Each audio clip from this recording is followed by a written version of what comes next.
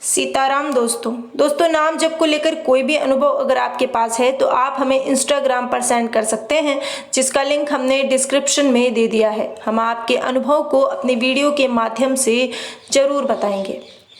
नाम जप कलयुग में भगवान को पाने का सबसे सरल साधन है और नाम जप ही मनुष्य के भौतिक कष्टों का भी निवारण करता है।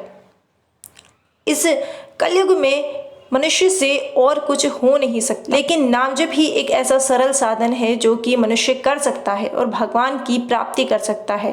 बाबा तुलसी ने भी रामचरितमानस में यही कहा है कि कलयुग केवल नाम आधारा, सुमिर सुमिर नर उतर ही पारा। दोस्तों, आज एक ऐसे ही भक्त का जीवन चरित्र हम आपके सामने लेकर आए हैं, जिसे सुनकर आपका नाम जप में विश्वास और ज्यादा बढ़ जाएगा। श्री कीलदेव जी महाराज, जो कि भगवान राम के परम भक्त हुए हैं।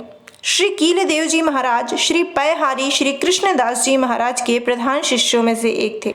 श्री पयहारी जी के परधाम गमन के बाद गलता गादी जयपुर के महंत श्री कीलदेव जी महाराज ही हुए। श्री कीलदेव जी महाराज दिव्य दृष्टि संपन्न परम वैष्णव सिद्ध संत थे। वे दिन रात भगवान सीताराम जी का नाम जप किया करते थे, भगवान सीताराम जी का ध्यान किया करते थे।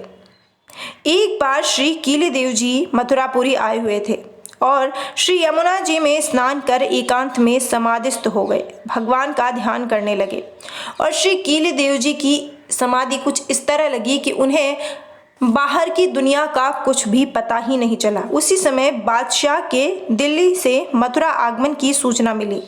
सेना तुरंत व्यवस्था में लग गई, रास्ता साफ किया जाने लगा। सब लोग तो हट गए, परंतु श्री कीलदेव जी महाराज भगवान के ध्यान में इतने मग्न हो चुके थे कि श्री कीलदेव जी महाराज को बाह्य जगत की कुछ भी खबर नहीं थी। श्री कीलदेव जी महाराज को जब उन सैनिकों ने वहां से हटाने की कोशिश की, श्री कीलदेव जी महाराज वहां से टस से मस नहीं हुए, क्योंकि वे तो भगवान के ध्यान में मस्त थे। अब सैनिकों ने ये खबर जाकर बादशाह को दी कि हमने पूरा रास्ता साफ कर दिया है, लेकिन एक हिंदू फकीर अपनी जगह से टस से मस नहीं हो रहा है। बादशाह अपनी बादशाहत के मद में इतना चूर था कि उसने तुरंत आदेश दिया कि उस फकीर के सिर में एक कील ठोक दी जाए। अब जो सैनिक थे वे श्री कीलदेव जी महाराज के सिर में कील ठोकने के लिए जैसे ही जाते हैं और बार बार कोशिश करते हैं कील ठोकने की, लेकिन वो कील जैसे ही वे ठोकने की कोशिश करते हैं तो वो कील पानी के रूप में परिवर्तित हो जाती है। ये देखकर वे सैनिक भी आश्चर्यचकित हो जाते हैं और ये बात जाकर बादशाह को बताते हैं। जब बादशाह ये बात सुनता है तो बादशाह को अफसोस होता है कि मैंने किसी पहुंचे हुए सिद्ध संत को नुकसान पहुंचाने की कोशिश की है, और वो तुरंत दौड़ा दौड़ा श्री कीलदेव जी महाराज के चरणों में जाता है।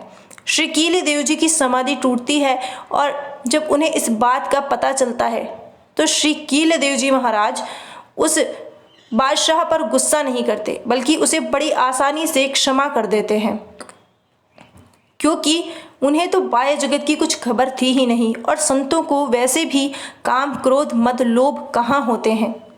ऐसी ही एक घटना श्री कीलदेव जी महाराज के साथ हुई कि एक बार वे अपने प्रभु श्री सीताराम जी की सेवा कर रहे थे और उन्होंने पिटारी में माला निकालने के लिए हाथ डाला, लेकिन जैसे ही उन्होंने माला निकालने के लिए हाथ डाला तो उसमें सांप था और सांप ने उनके हाथ पर डस लिया। जब उन्हें पता चला कि पिटारी में सांप है तो उन्होंने लगातार 3 बार उस पिटारी में फिर से हाथ डाला। उन्होंने ये सोचा कि वो सांप भूखा है और उसकी भूख शांत करना मेरी जिम्मेदारी है। इस वजह से उस सांप से उन्होंने अपने हाथ पर 3 बार डसवाया। चौथी बार में वो सांप स्वयं उस पिटारी से बाहर आकर निकल कर चला गया, लेकिन उस सांप के विष का प्रभाव कीलदेव जी महाराज पर बिल्कुल भी नहीं हुआ, क्योंकि वे अपने इष्ट प्रभु श्री सीताराम जी पर बहुत विश्वास करते थे। उन्हें अपने प्रभु पर बहुत यकीन था और जिसका प्रभु पर यकीन होता है तो फिर उसके जीवन में अनेकों चमत्कार होते हैं। जैसे कि मीराबाई, जिनको विष का प्याला दिया गया था लेकिन वो विष का प्याला अमृत में बदल गया था। ऐसा ही कुछ हुआ श्री कीलदेव जी महाराज के साथ, क्योंकि जिसको ये विश्वास होता है कि मेरे रक्षक प्रभु हैं, फिर प्रभु उसकी कदम कदम पर ढाल बनकर रक्षा करते हैं। दोस्तों, इस कलयुग में नाम जप ही भवसागर से पार होने का सबसे सरल तरीका है। और इतना ही नहीं, नाम जप ही मनुष्य का भौतिक, आध्यात्मिक और पारलौकिक कल्याण करता है। संत महापुरुषों का भी यही कहना है कि नाम जप ही मनुष्य जीवन की सबसे बड़ी पूंजी है। इसलिए नाम जप कीजिए, क्योंकि नाम जप ही भव सागर से पार कराने के लिए सबसे सरल उपाय है। फिलहाल बस आज के लिए इतना ही। अगर आपको हमारी वीडियो पसंद आई हो तो प्लीज़ वीडियो को लाइक कीजिए, चैनल को सब्सक्राइब कीजिए और बेल आइकन पर क्लिक कर दीजिए ताकि हमारी आने वाली हर वीडियो का नोटिफिकेशन आपको मिलता रहे।